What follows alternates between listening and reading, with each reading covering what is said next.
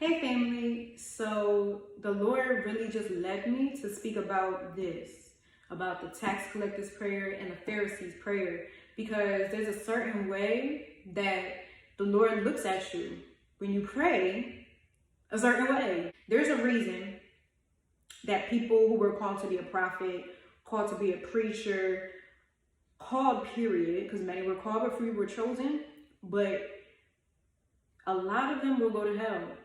And I'm going to get into scripture about why people of God in general, they say they're a believer. They say they know scripture, but they don't have the love of the Father in them.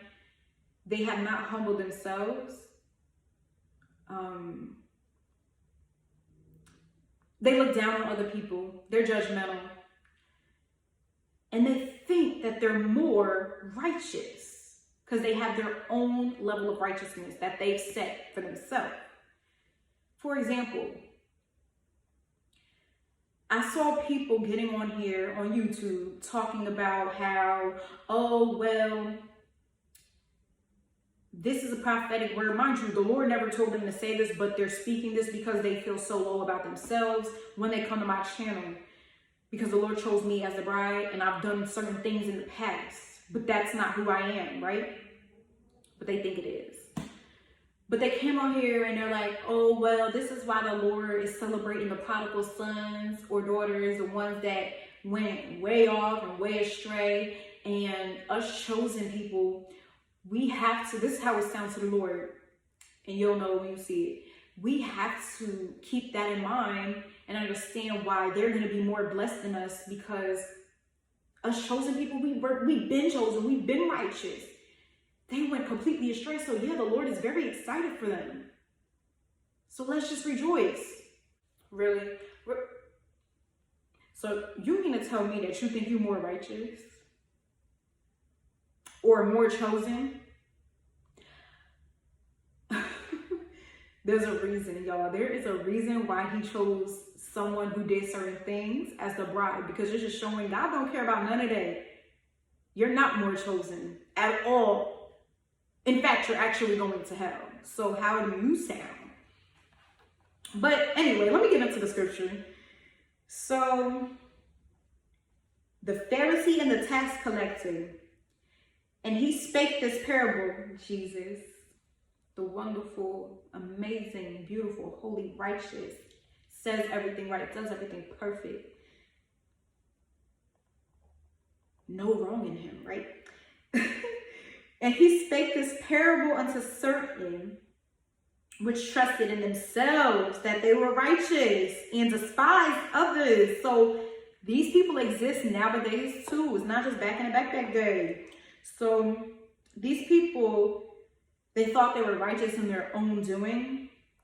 They thought that the stuff that they used to do while they were in, living of the world, living in sin, that is not as evil as certain people. So they despise others. They look down on other people and their sin or their testimony.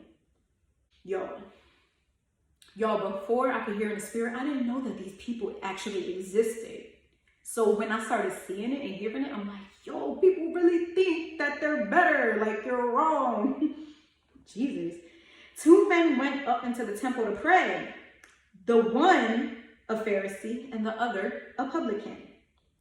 So a tax collector. The Pharisee stood and prayed thus with himself. So this is the Pharisee. Y'all, listen to how this sounds.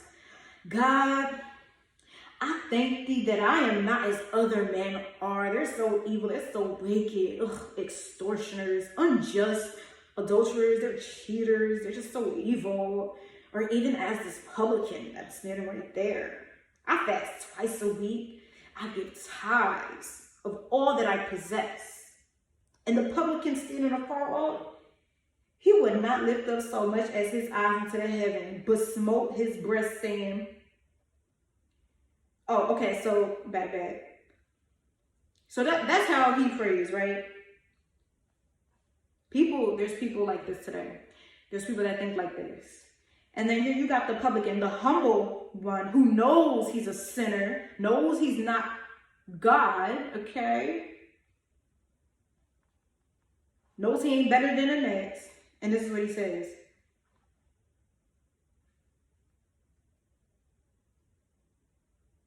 He smote upon his breast, so he beat on his chest, saying, "Be merciful to me, a sinner." I tell you, this man went down to his house justified rather than the other. For everyone that exalteth himself shall be abased, and he that humbled himself shall be exalted. So that's all he said. God, be merciful to me, a sinner. Yo.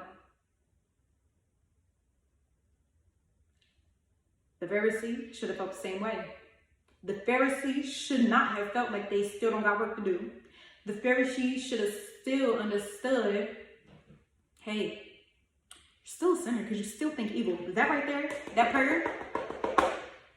Evil. That is evil. And I'm going to just say this too. Y'all, this is another thing. The Lord is leading me to say this. Being judgmental is super evil. This is why the Lord said that the rich will not inherit, or not the rich won't. Some will, but there's a very small amount of people who will, that have money.